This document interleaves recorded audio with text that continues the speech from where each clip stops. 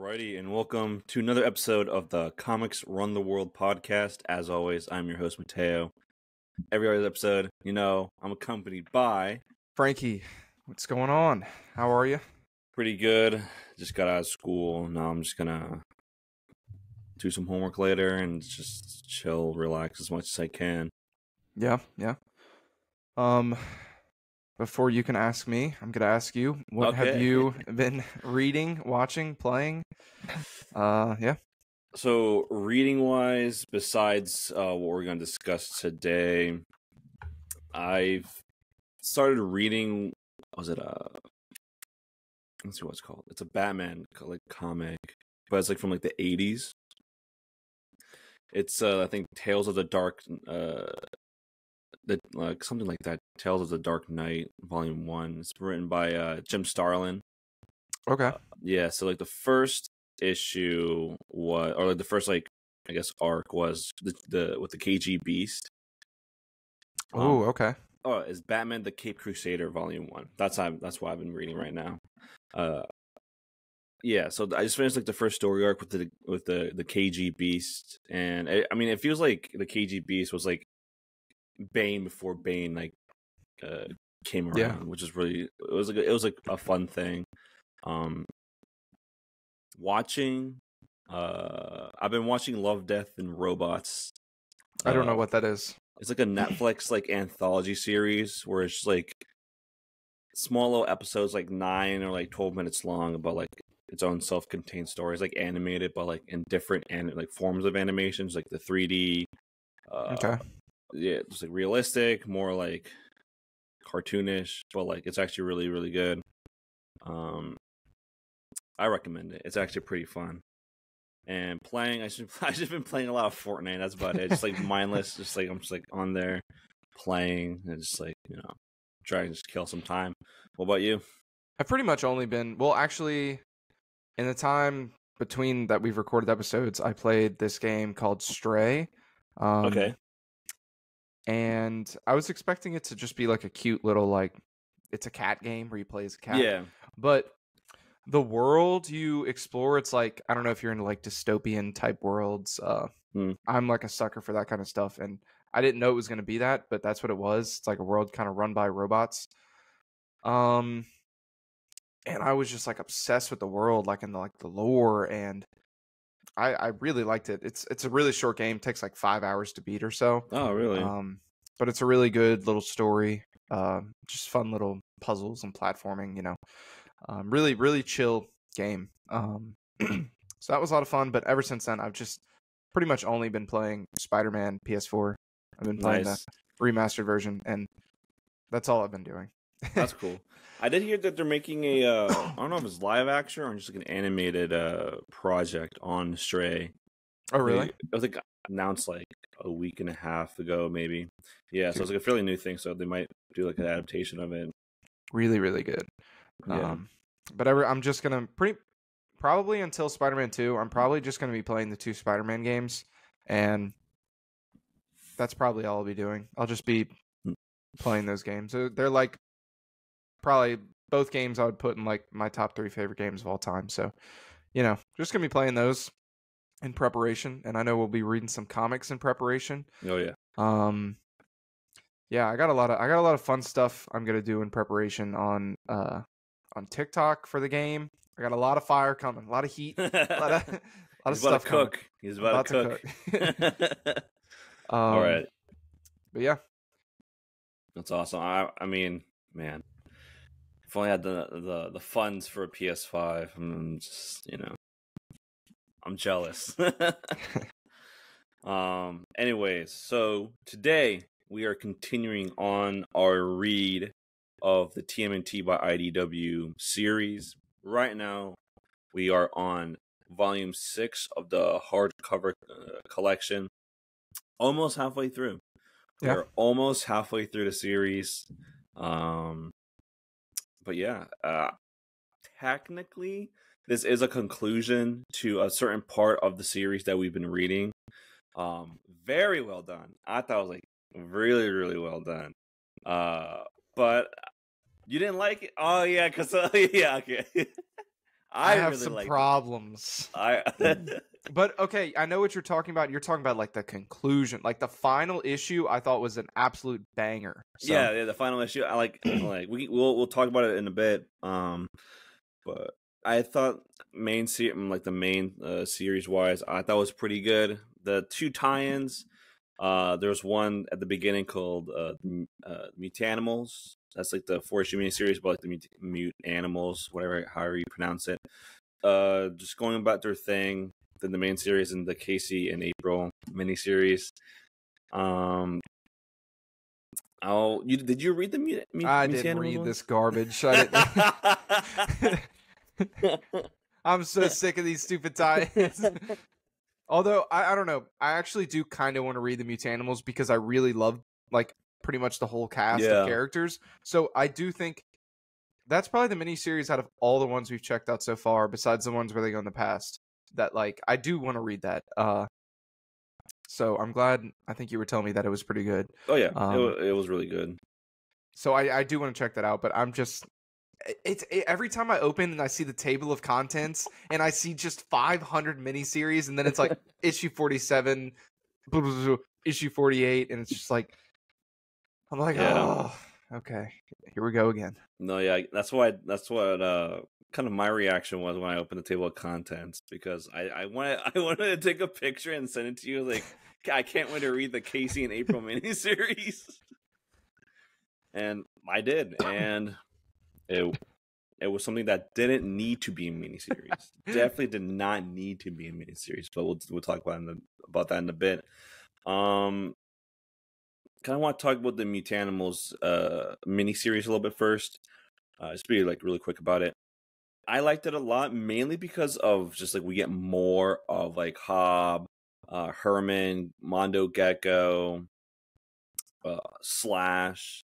We get like a lot more of them. We get like kind of like more character moments with these, more so with Hobbs and Slash and like Mondo and Herman, which he was so like hilarious. I love him. Herman is great.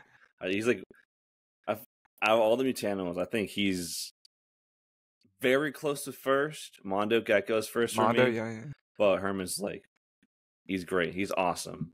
But yeah, it's just mainly just get a lot of moments with these mutants individually throughout the miniseries, which I really like. The main premise is also very interesting because it's basically just the Mutanimals trying to stop. I forget what the company they're stopping. They're like ceasing all like experimentation on mutants. Animals. Is it StockGen? No, it's not StockGen. Let me see. The Null is and like the CEO is a devil person, like red horns, like devil. Is that what they're alluding to in the main series with this whole like? In the main series, you know when like they're looking at like this old map. Oh, and no. It kills. It's not that. No, that's in the April and Casey miniseries. Is it? Okay. Yeah, it is. Yeah, it's just like them trying to stop any other animal mutant experimentation, and there was like a character in it that I disliked because after in almost every sentence, her name is Jillian, I think. Jillian. She has like, and I'm doing it right now, which is funny. She adds the word like in every sentence that she speaks. And I was just, I don't know, like, I know I say it like, yeah, a lot I know. after... I do it too. But I get it. When reading it, it's probably like, shut up. Yeah, but I do it too. So, so I guess like, I can't be too mad because I do the same thing, but it's also just reading it like you said is just like, come on now. Yeah. But and like the villain, Madame Null, just like a Null. Yeah, it's Null, the symbiote god. Yeah, it is. He makes a little cameo appearance in here. And, yeah, it's more of like the characters and just what they more like of their ideologies, Yeah. and what they try to do to be heroes, because that's basically what this is, them trying to be heroes. And Hobb doesn't like scientists experimenting on animals to make them mutants. So his ideology of him wanting to be a hero is challenged because he wants to kill all these scientists. So it's like nice little dynamic going on there. And I mean, overall, I like the Mutanimal series. I thought it was really entertaining and fun. But now, the main series, main series. I'm gonna have to go off on a little tangent here. Let's go. Let's go. I'm all in for it. We immediately start off with Donatello in the spirit realm with his human mother as a turtle, and I was like, okay, this is not a good start. At least for me. For me, it's not a good start. And then Donatello becomes a robot. Yeah. I wasn't a fan of that. I thought that was really weird. While his human body, while they grieve over his human body still, Mikey at one point is grieving over his human body, and then the robot talks to him, and I was like, this is just really, really strange. Mm-hmm. And then while Donatello is half dead in the spirit realm with his mother, then Splinter enters the spirit realm. Yeah. And he's a rat. Going to his wife, who's probably going to be really scared of him when she sees that he's a rat. Yeah, it just, I don't know, the way this volume starts off, I actually put it down. Really? I was reading it one night, and I put it down, and I was like, I can't do this right now. Donatello's a robot. It's everything you hate. It's not right now. The one thing I'll say I like about the beginning is Karai, I'm pretty sure that's her name, Splinter's granddaughter, taking over the foot. Yeah. I thought that was really cool, and I liked Shredder working with Stockman.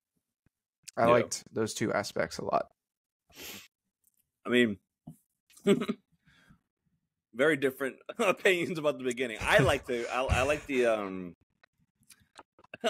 everything that you disliked. That seems to be the case with this. I feel like a lot of people really like the whole reincarnate. I think I'm in the minority, which is fine, you know. I liked it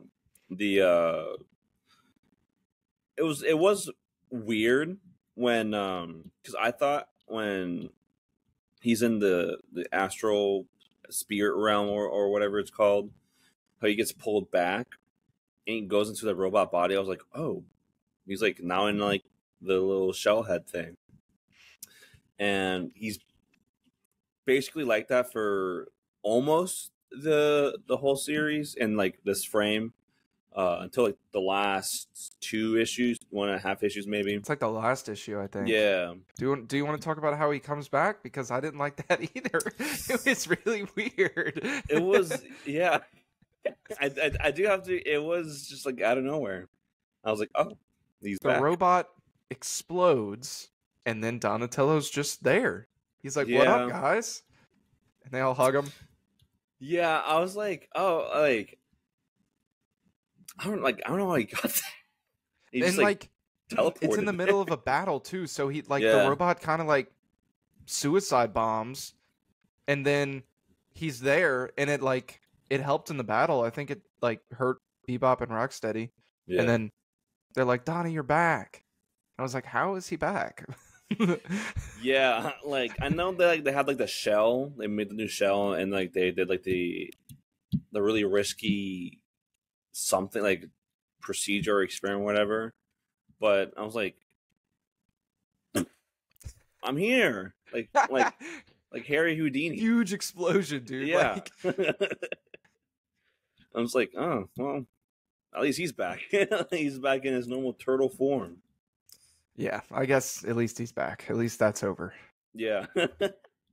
Something else. There's also so we get the scroll basically alluding to more threats in the future of the series. That's what I figured. Yeah. It reminded me. I heard a theory recently. Okay, a theory is not the word to use. It's more like a fan fiction of like. This is what it reminded me of. It's like this fiction that way back in the day there was this other race or whatever, and it was like these things that hunted humans, and that they went into hibernation for centuries, and they're letting us repopulate, and then they're going to come out of hibernation and kill us all. That's what it reminded me of, whatever they were like describing. It was talked about on the like that. It was talked about on the Joe Rogan podcast. And I was reading it, I was like, huh. I was like, that's kind of how I would describe this new threat. Yeah. I don't know how that's gonna play out, because I feel like you're gonna dislike that part a lot, because there's a bunch of like the back in like the reincarnation stuff. Like almost all of it's like in feudal Japan. Like but it sounds, if they just don't bring up Hamato Yoshi and then it could be really cool.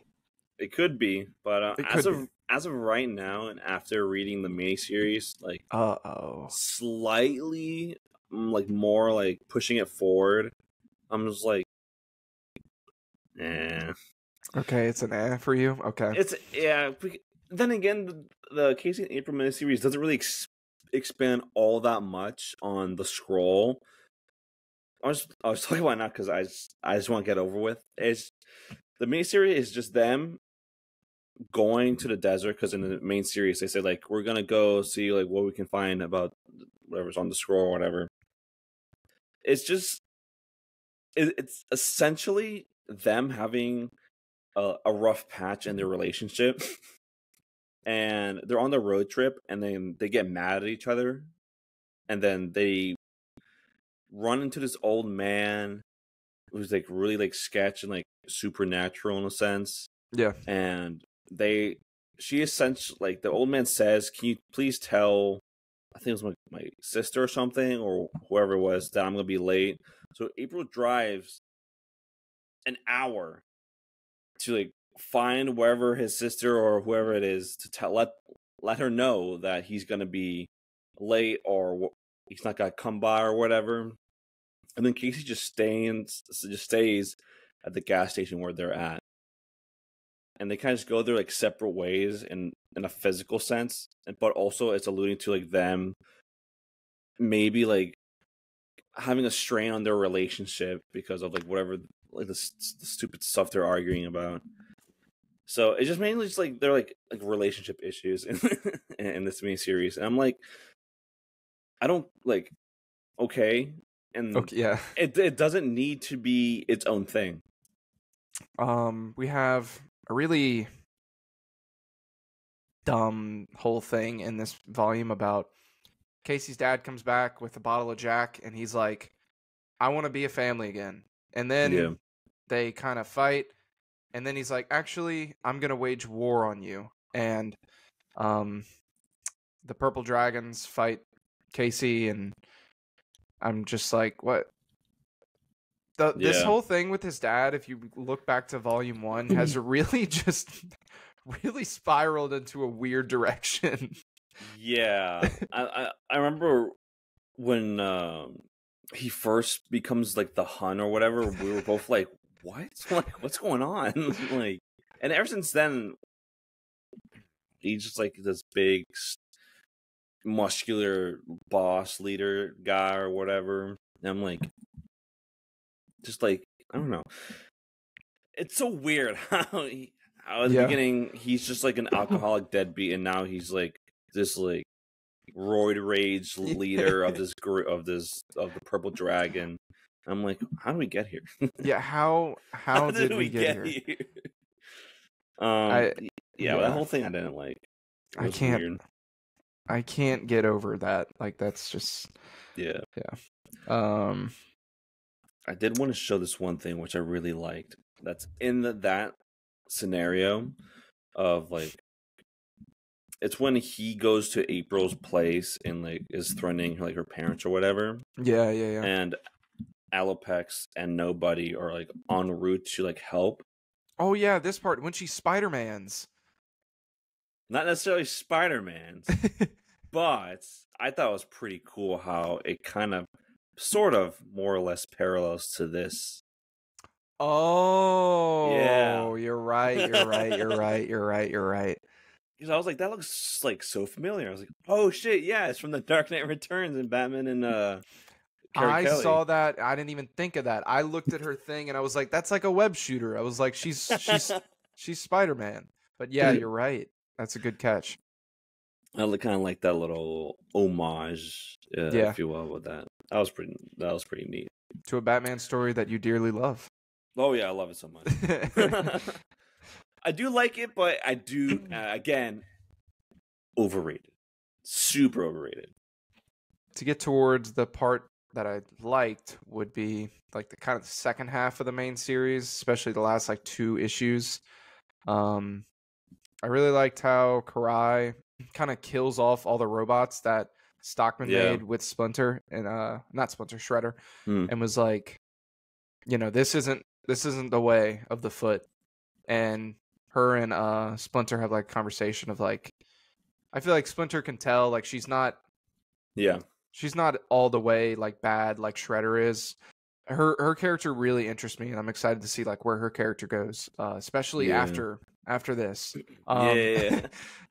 So yeah, I just really like, and she brings Splinter to Shredder, and we start this ceremony or whatever they call it, and the action is just top notch, dude. Like, I don't like the way that this artist draws the faces, but the way he draws the action, it's really good. I'm surprised, honestly, we didn't get any schnozzes this time. I know, no schnoz. I'm a little disappointed. We get no schnoz, but maybe in volume 7 we get more schnoz. Yeah. Yeah. Like, it's kind of like, I think they kind of alluded in the last volume how like someone questions Karai about like, do you really want to do this? I think it's Splinter. Like, yeah. So she was like, and then like, she still goes back to being evil, but then as we progress through what Splinter says to Karai, after destroying all the robots and then being taken to Shredder, really sees like her like character progression in a sense, like and I'm like maybe in a way her redemption arc or something like that. Yeah. She's just really loyal to the Foot. Yeah. And Splinter's like telling her at one point that he was too, but like that this isn't the way. And it's the dialogue between the two of them is really good. Mm-hmm. Yeah. Kind of going into the ceremony stuff. Did you like the whole like ceremony thing? Yes, I loved it for the most part, except Splinter going into his astral projection form. I mean, besides that, it was really, really cool. Yeah, I really like how they kind of defeat Bebop and Rocksteady just by having them beat each other up. Yeah. Unintentionally. Yeah. I thought that was pretty funny. I mean, like you said, like reading this, like the whole ceremony thing, like the action is really well done. And I agree with you with like the faces that the artist doesn't really do, at least to us, not that good of a job, but the action like spreads and like make everything like look cinematic with the fighting. The paneling's really good too. It's like really, really well done, and I really like that. And I don't know, it just makes every punch or like hit that they inflict on someone else or a hit that they receive like feel impactful in a sense. Yeah, which is really well done. On the contrary of what you feel about it, I really really liked how Splinter goes like meditates and goes back in the past to like find a weakness that he could exploit on Shredder. I kind of really like how like they play out scenarios where they're both together as adults, as younger men, as teenagers, and then kids. I really like that part personally. I don't know how you feel about it. I mean, I do agree. Like the whole thing of him in concept, it's cool. Like, yeah, finding a weakness. Like, I do agree. Like, while the battle's going on, you know, he's finding a weakness, and Shredder, who is just like OP. It's cool, but in a broader sense, I just hate the reincarnation, and it just won't change. But I get what you're saying, and I get why. You know, Can you imagine if like the Teenage Mutant Ninja Turtles movie that came out, I walk out. reveal that it's like all reincarnation stuff? I'm out. I'm walking out. I'd be like, this is awesome. I'm out of there.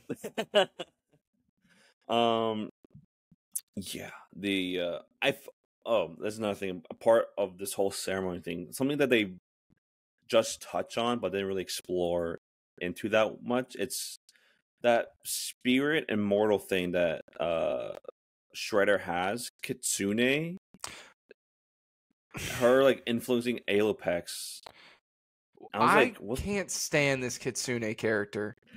I don't even get she's like, oh, you fox, and Alopex is like in a trance, and I was like, can we go back to like yeah I don't know what that was all about, because that's like the only part where something like that happens, I think. Yeah, that's the only part where like I guess that's alluding to Kitsune like having control over Alopex. Maybe. I think Kitsune is definitely gonna be a villain in the future, because at the very end of this, she's kind of like, you see her like looking at the camera, but like looking like devious, and I was like, no, not more of her. I do feel like that her and the immortals of like the astral spirit realm are going to be the villains next. There we go. So excited. But yeah, I don't know. Yeah, I don't know how I feel about like these like immortals being like the villains next, because how does that work? They're immortal. Yeah, the Kitsune character is just he like Shredder would always like consult with her. There's another discussion between like he's talking to Kitsune about his granddaughter, and I was just like, I don't know. I just don't care what this Kitsune character has to say. I don't care about her. She's weird. But I will say, the Shredder versus the Turtles fight is peak, dude. Yeah. That is the best part of the series so far. Mm-hmm. Let me have it pulled up right now. Dude, the way he's like trash talking them while beating their ass in the beginning. He's doing it with like Leonardo. Like, dude, that part is so good. Yeah, and like the art, like I have the artwork on screen. The artwork, it looks really, really well done. Yeah. And then it was this part right here. Let me go back, where it's them right there, and then come then, sons of Hamato Yoshi, know you're better. Yeah, I was like, dude. I was like, let's go. Damn. Like, damn. So, and then we get this like splash. Dude, yeah, look at action. That. I mean, this is really, really well done. And just, like, at first, like the turtles were getting like some licks in, but then in reality, it's just like playing them in a sense. Oh, dude. That's why, like, so this volume, I'm the most conflicted I've ever been about maybe a comic ever, because there are some parts I absolutely despise, but this part, dude, is so good. It is really sick. This part I really like. This part I was like, damn. So it's Shredder saying, you waste your breath with all this talk of promises. You may have new power, but I am power. Dude. So I was like, damn, he's him. He is him, dude. I mean, it doesn't get better than that. Dude, it doesn't. It's just so good. Yeah, and then obviously... there we go. More flashbacks of, feudal Japan and their past lives. And he just catches this sigh with, like, very little effort. Just like, he's that guy. Dude, he's literally that guy. He is that guy, which is awesome. And, yeah, it's it's just great action between the Turtles and Shredder. Dude, and then Splinter steps in. Yeah, Splinter's whole monologue, like from here on then, like all this monologue, awesome. I really liked his monologue, and then just like slashes him, dude, and then Shredder's just like, oh. Yeah, dude, that like the ending of this final issue is like, honest to God, some of the best comics I've ever read. Like, this shit was going crazy, dude. This was really well done. And then beheads him, dude. I was like, damn. Like, and I love those to do that. Those two panels at the end where like you can tell like he doesn't want to do it. Like he doesn't really want to.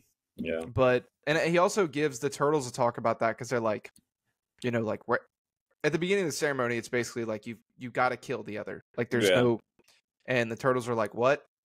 And Splinter's like, he says something along the lines of like, look, one of us has to die, and you know it is what it is, and I'd rather y'all live in a world without like his evil, like one way or another. He says something along the lines, and it's just really like yeah, tell that to Batman. Yeah, exactly, exactly. Yeah. I really like how Mikey took it, where like he's like, I don't know how I feel about all this, because he leaves at the end. He does, and what was it? Karai is like talking to Splinter and says that basically the Foot are going like back to Japan in a sense, and she offers up Shredder's throne to Splinter, and then he accepts. Yeah, which was like the final straw for Mikey. He's like, I'm done. I can't be a part of this. Not anymore. Not if this is all the fighting turns us into and stuff like that. And he just leaves. And I was like, damn. Dude, yeah. Dude, it's so good. It is really, really good. It also reminded me of so like a lot of the Ninja Turtles are kind of parodies of Daredevil. Yeah. Like Daredevil fights the hand, and in Ninja Turtles it's the foot. Mm-hmm. So it kind of gave me parallels. Recently I read Daredevil Brubaker his run, and at the very end Daredevil becomes the leader of the hand. So I was like, it's kind of like, you know. Yeah. I'm not sure if they did that, you know, to parallel it, but I found that, you know, interesting because I've read those both recently. So yeah. Really good stuff. Really good stuff. And like this like final little page of like them looking over the city. It's like we embrace our destiny, and just like leaves like an open ending in a sense, like see like what's to come, which is obviously the Immortals, which is whatever.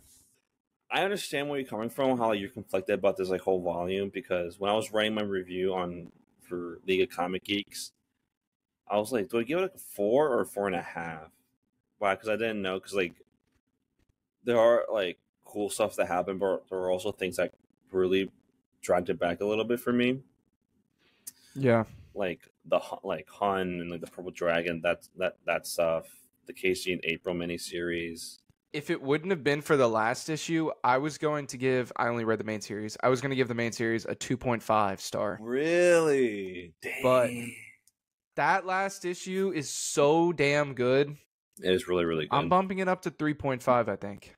3.5? I was going to go 3, but like, I don't know. I think that last issue is just like 5.5 stars. Like it's so good. I already want to reread it. So I think I'm gonna give it 3.5. I would either give it 3 or 3.5. But yeah, I was gonna give it like a 2.5. It was really. Damn. I was not liking it. It was big contrast from like the last volume, because we both said the last 5. volume. Yeah, like the best one out of the series thus far. The last volume had the least reincarnation, and this had the most so far. Oh god. I feel like the next one is gonna be all reincarnation stuff. Oh no. I would give it. I gave it on League Comic Geeks a 4 out of 5. All right. So, because I think, like you said, issue 50, the last issue, with like the whole culmination of almost everything involving Splinter versus Shredder, was really well done. I liked the whole thing with Donnie and the robot thing. I liked it. I like the reincarnation stuff. I like the mutanimal stuff, but the Casey and April stuff, the stuff with the Hun, I'm like, I don't care. Yeah. All right, that's fair. Yeah, I'm gonna place like a bet right now that some way, somehow, Hun is gonna be involved with the Immortal Pantheon, whatever. They're gonna pull something like that. Hun becomes like, he absorbs all the power of all the immortals in some way. I really hope. I mean, I really hope they keep Shredder dead. Like, I'm, you know, in comic book universes, it's obviously very known. No one's ever dead. You know, someone gets killed and they come back. So I want it to mean something that he was just killed by Splinter. So yeah, we'll see if it happens. Who knows? So that was our review, a little discussion of TMNT, the IDW collection, Volume 6 hardcover. Would you say this is like the weakest one so far out of the volumes we read? Oh yeah. But it had the strongest part. Yeah, which the sucks. Weakest volume, with the strongest sequence, you know, the strongest issue, whatever you want to call it. And that really, I hate when that happens. Like, the worst volume has like the best single issue. I'm like, damn, it sucks. Yeah. All right. Next on the agenda, we're gonna be discussing, or in a sense, rediscussing, this question that's, I think, is more prevalent now than it has been before. Comic books in a sense of physical or digital. Now, we've said before on this show that we both like digital more than physical. At least I do. Like, well, fully. when the show started, I mean, that wasn't the case for me. This bookshelf was a lot more full. Also, to touch on what you just said, we have recorded an episode where we talked about this, but it deleted. So this is our second time talking about it, but it's been a while. So yeah. But yeah, I used to prefer physical, but I've switched. I have since switched sides. Yeah. But tell me a bit about why you prefer digital over physical. Mainly, it's more of just convenience, and it's more, in a way, mainly it's a lot less expensive, and it's very, very convenient. Because I have a subscription to Comixology, Marvel Unlimited, DC Universe Infinite, and Hoopla. But Hoopla is for free because if you guys have a library card, you can sign up with your library card. You get a bunch of comic books for free. But I mean, if you have those like type of services at your disposal. Comics are getting expensive now, because I think I heard they're gonna bump it up to like $5 per issue, and even then, I'm not like the type of guy to pick up the latest issue of this series and then wait like a month or like half a month for like the next installation, because I feel like, and I kind of tested this out with the new Shazam ongoing, where I read the first 2 issues that was available on DC Universe Infinite or whatever, and I had to wait an extra month for the next one, or technically 2 months, because on the DC digital comics thing, I have like the ultra version, which is like $120 a month, not a month. That'd be outrageous. $120 a year, which most of the time when like a digital comic comes out, it won't appear on Marvel Unlimited or DC Universe Infinite until like maybe like 3 to 6 months. But for Ultra for DC, it comes out the next month. So I want to see it, but then I don't know. It just loses momentum, and you waiting for it and then reading it, something like just like that's 21, 26 pages long, which you can get over in like 20 minutes or like 15 even. I just don't. I mean, plus I don't have the room for it anyways too. It loses momentum. I agree. Like a lot of them end on like cliffhangers, and you just want to keep reading the story. Yeah, it's I mean, it's the same thing for me when shows. I hate watching shows once a week. Like, I want to just sit there and watch it. So I get that. But the difference in shows is it's once a week. With comics, it's like once a month. Yeah, at best sometimes. Mm-hmm. If they get delayed, you know. So half the time, because I used to collect single issues, I'd forget what happened in the last issue, and it's like, oh, I gotta go back and reread it. And yeah. But yeah, the reason I switched to digital, it was like a hard flip too, because like, dude, this bookshelf behind me was like full. I was a big collector. Yeah, and I don't really regret it. But it's when I was reading Venom by Donny Cates, and I was reading the omnibus. Yeah, I remember that.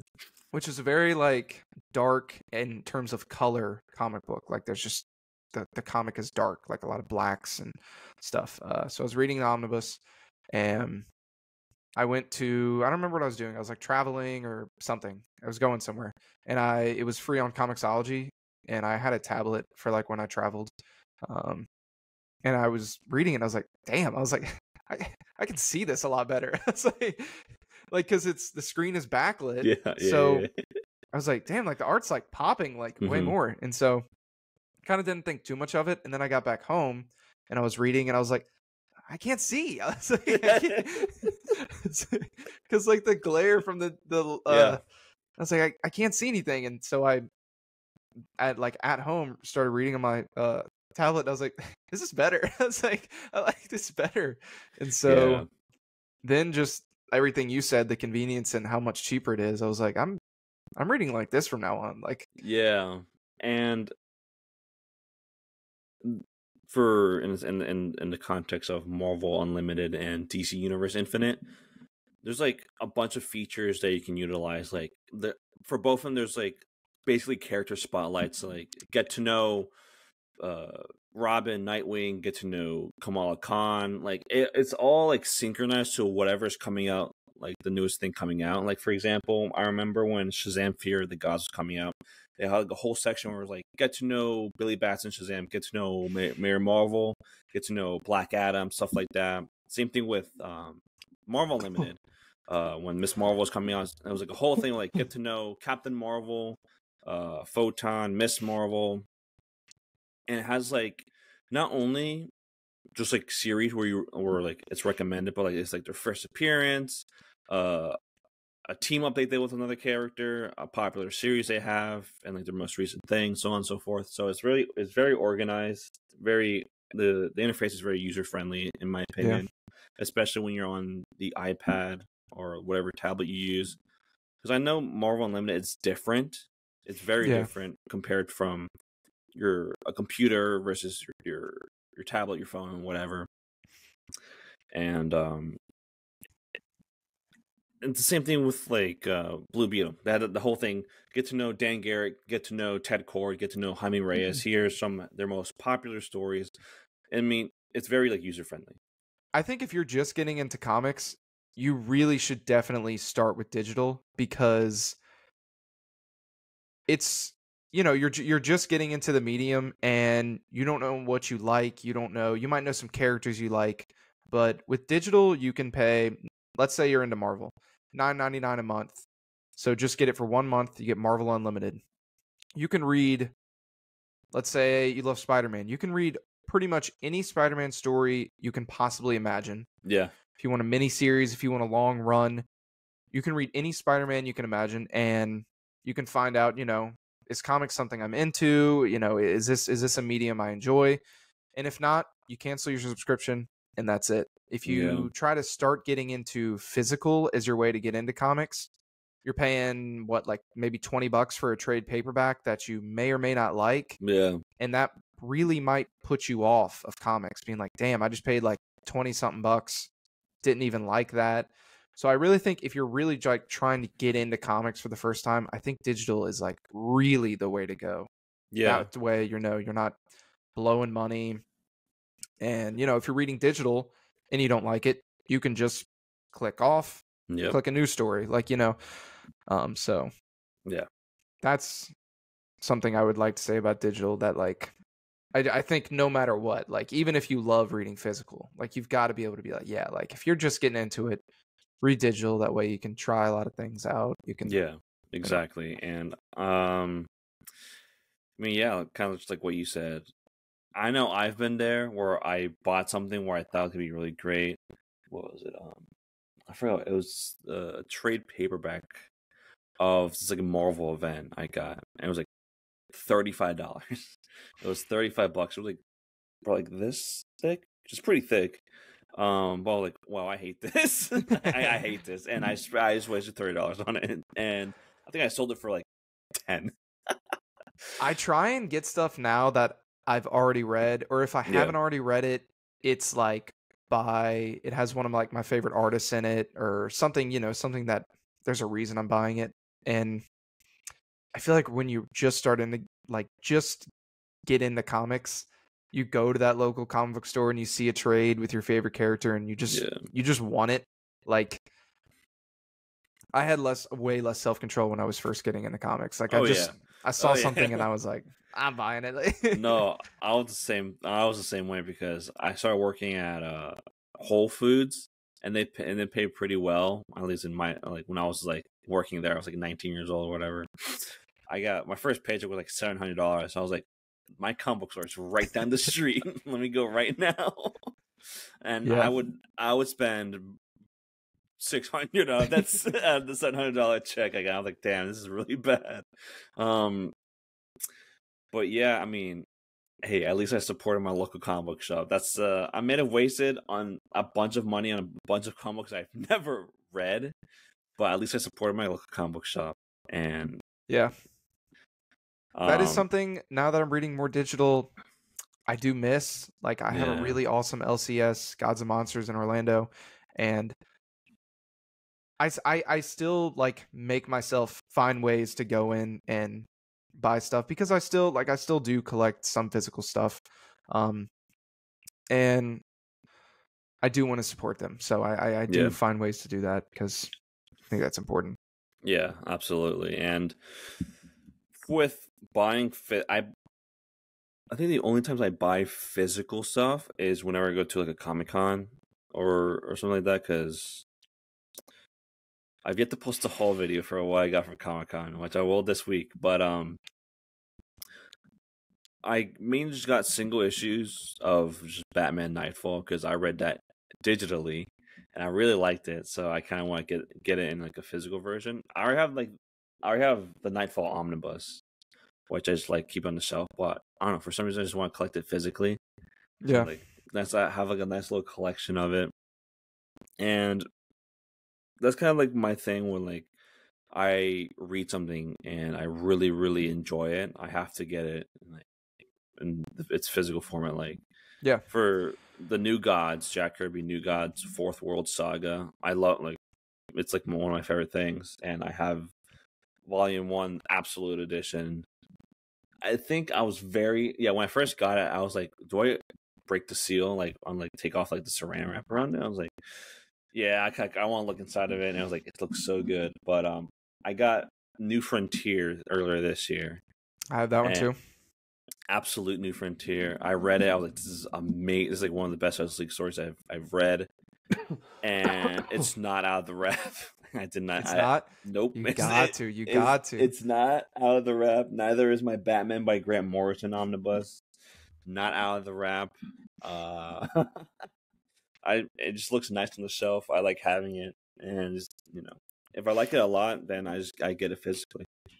Yeah, I feel like I've only been talking about how much I love digital, but like at the end of the day, I do think there's nothing like actually reading a comic, like a physical, whether it's a single issue or whatever. it is like really special to read a comic. The best example I have of that is I read all of Invincible physically with these Yeah. Oh, okay. hardcovers, and it's one of my favorite experiences like ever reading comics. I've read there's a ton of stuff I've read only physical because that's how it was for a while, but um I love getting single issues for either keys or especially just covers. I love being able to flip through all my single Yeah. issues and look through them. I like you said, like on the shelf, I like now my shelf is like stuff I really love, and for some of my absolutes or omnibuses, sometimes I'll just take them out the shelf and just flip through them, Yep. and I just really enjoy just like looking through them and the art, and oh, I remember yeah. this part Oh and yeah. stuff like that. And I'll read them sometimes too, but Mhm. I don't know. I definitely love both physical and digital. Yeah. Um, And I think especially if you go to like a Comic Con, because there are booths where they sell comic books, but it's not anywhere like digitally. Like I always try to buy trade paperbacks or collected editions of like independent, comic writers, like self-published or yeah, like published for like from a company but still very lesser known. Like I got a few. I know one. I think we discussed it on the podcast. Is it something with like a frog? Tales of the Frog. No. That's a It's Patreon. something. The Frog Counselor something. Yeah, the Council of Frog. I was Council like, of Frogs, yeah, dude. I gotta have this, and I haven't looked if it's on digital, but I don't care because I have it physically, and I was like, I just gotta have this because it's different because not only are you supporting someone who worked their ass off writing, drawing it, laying everything out, and getting it published, and having merch going along with it, and setting up the booth to like a Comic-Con. That's like a main thing, and I mean it just looks. It's a frog like going on like Yeah. a quest. So it's like it feeds into like what I like because I like frogs. So, and we also like what you said earlier. We supported this guy who did like Tales of the Night Frog or the Frog and Night, something Frog like Night, that. Dude, I'm excited for that when it comes. When I get it emailed, I'm so excited for yeah. that. I can't wait. Yeah, stuff like indie like that. I think it means a bit more to get it physical because it feels like you're really supporting someone or like a group of people that worked really really hard on something. Yeah. Not that the people like Marvel and DC don't work hard, but obviously it's just different. Yeah, it's like the same thing where like you're like supporting like a local like a store, like it's like its own thing in a sense, or like yeah, it's like like a local comic book store. Yeah. Agreed. Like you're supporting like the people that are really passionate. Again, I feel like I'm saying that the people at Marvel aren't passionate. They are, but Yeah. they're also like a huge corporation. They're like a mega $1 million. Yeah. So a lot of the money you're paying is going to the suits and the people up top. Oh But yeah. yeah, I don't know. I love both digital and physical, but lately the fact that I can turn off all the lights in my house because I like to read at night. I can turn off all the lights. Yeah. I can get on my couch. I can just like get cozy with like there's no distractions and it's just dark and I've got the art popping off the page because that's really what sold it for me is the art. Yeah. Like it's really hard for me to go back to reading physically like I used to. No. Yeah. And it's also very convenient for me because with like I have a lot of classes at school right now, and we always have like a combo we have to read by someday the day where we have to record, and I'm like, I can't read it, like I could read it like outside of like classes, but like it's more convenient to read it during class. Yeah. So I have my laptop open, have either Comixology, DC Universe Infinite, or Marvel Unlimited. Have it up, pretend I'm taking notes. I'm actually reading a comic book. Like it's great. And I know people don't like reading comic books on like a computer, but I don't know. Teach their own. Yeah, to each their own. There was one time where when I was living with my dad, on this computer that I'm using to record right now, I get home from school, and like it's like at night, I had like this like a different chair, but I like recline back, kick my feet up on the desk, have the keyboard on my lap, and have just like a comic book just like blasted on my screen. I was like click through, and I was like, yeah, this is great. This is great. This is the life. Yeah. So I mean, it's pretty versatile. Wherever you want to read your comic book. Yeah, I don't think you can go wrong with whichever way you pick. Although, like, I do think what I said about new readers is like really important, because I feel like there's probably a ton of people that like maybe they were recommended some stuff and they went and spent like $80 at a comic store and they were like, this sucks. I don't like anything. I'm not spending another $80 to read some new stuff. So yeah, definitely if you're just getting into comics, just do like a month subscription to either DC or Marvel. I think or if you have Amazon Prime, you literally get Comixology for free. Yeah. And or if you have a library card, you get a Hoopla for free too. So, and also speaking of libraries, you take advantage of that, because libraries, at least the libraries I've been to, always have comic books. Their selection might not be the greatest, but at least they have something. Because from my local library, they have a lot of indie stuff, which I think is really interesting, because almost the entire like shelf is like things I've never heard of, or like I've heard about like once or twice, and it's from these super independent publishers. And then some of them are like super abstract too, which is like, oh, I was like, that's interesting, because I never heard of them. It's usually just Marvel, DC stuff, and Image is gaining popularity, so there's that too. But libraries rent it out, read it, and return it, or like if you don't want to read it physically, log in Hoopla with your library information, just like the number and like your password or whatever. Boom, a whole catalog of digital comics there for free. Yeah. And there's also stuff for manga too. I forgot what the subscription service is for manga, for digital manga, but they also have that too. Yeah. I know there's like a lot of purists out there that like they won't even read digital. And I get it. I don't know. Yeah. Like I said, I think there's nothing like holding the book in your hand and reading it. But it just kind of comes down to what you like. Like I said, I don't think there's a right answer either way.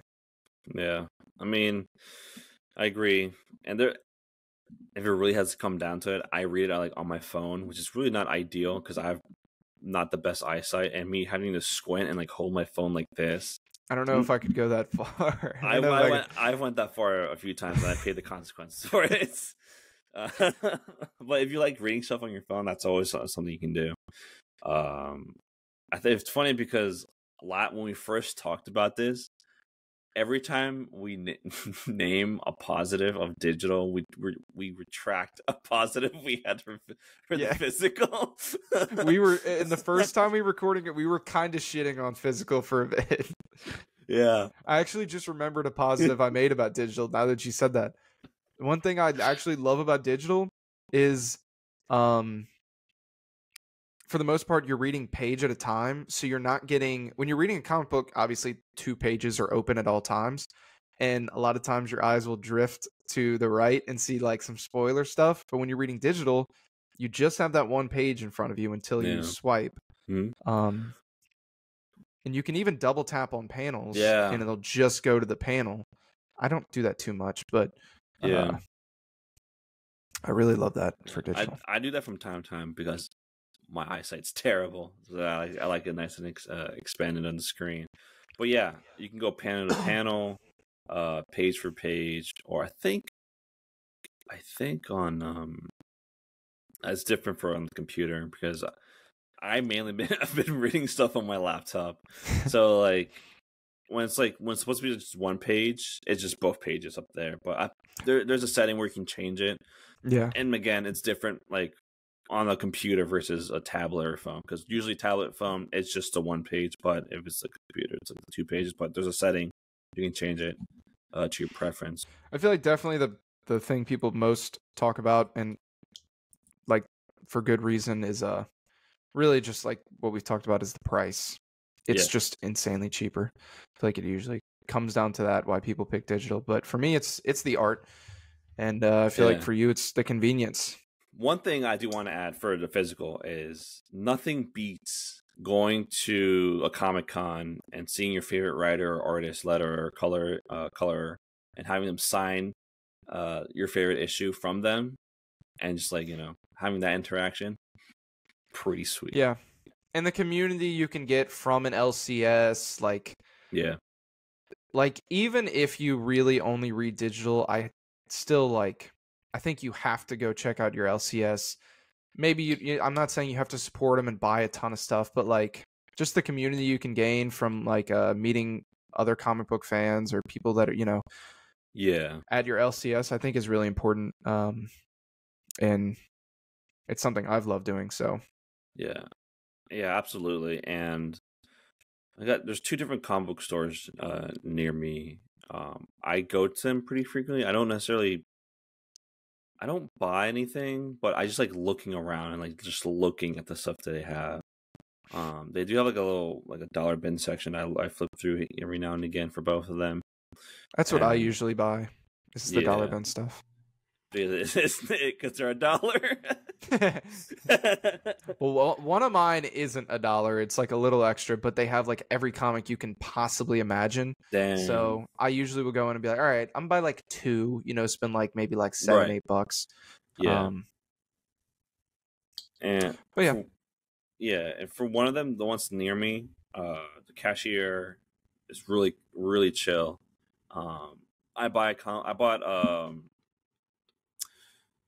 the Shazam issue number 2, not from like the 40s, but when he got integrated into the DC continuity. I got a second issue from there, and me and him were just talking about the new Shazam movie because it wasn't out at that time, but we were kind of talking about like the new DCEU because that's kind of where James Gunn announced like the new slate or whatever, however it could be rebooted and stuff like that.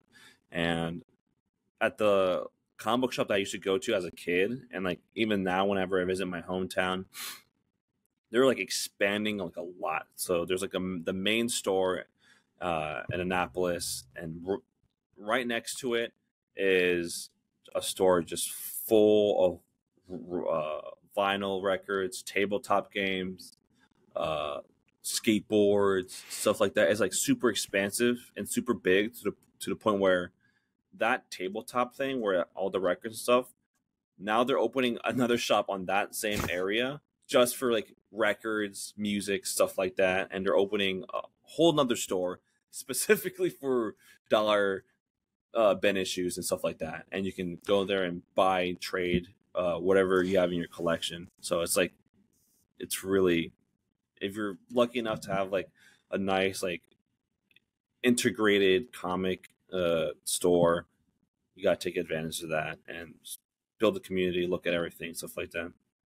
Yeah, even the ones that like aren't that big usually have other stuff in them than just comics. Like even if you're, like I said, reading digitally or whatever, like mine has a lot of like Dungeons and Dragons stuff. They've also got like a ton of action figures. So they're worth going and checking out and meeting people, seeing what they have in the shop. Just supporting them in any way you can. Yeah. All right. I guess also a little in-depth discussion about digital versus physical. Very nice. Hopefully this one doesn't delete. I think that's it for the episode for today. You have anything else to add? That's it. I don't know what we're doing next episode. We're going to kind of figure that out here soon. And then, yeah, nothing else to say. Make sure to follow us on TikTok, Instagram, Twitter, and Threads. Yeah. Comics RTW. I'm always on the Twitter and the Instagram, TikTok. We post clips. We also post other things like hauls. I'm gonna start up the comic book artist spotlight again. Probably gonna upload a video today as the day of it's being recorded. This episode being recorded, and probably upload one. And Threads, I'm never on there. We are not on Threads. We are on Threads, but we are never on Threads. Our account's there, but we're just not there. I just couldn't care. I couldn't care less about it. But yeah, mainly Instagram, Twitter, and TikTok. Comics RTW. If you want to support us on everything possible, you can do that on Threads as well. You can subscribe to us on Comics Around the World on YouTube, and we will, or at least Frankie will, be streaming soon on our YouTube channel, which is going to be very exciting. I'm very excited for it. Hype. Yeah. That will Only be good soon. things to come. Only good things to come for us in the future. That's all I gotta say. Anything else to say to the audience? No. Thanks for listening. Y'all are awesome. Thank you for listening all the way to the end. You guys are the real ones. And just make sure to keep up with our social media, see what we're doing next episode. And remember, the comics around the world. Goodbye.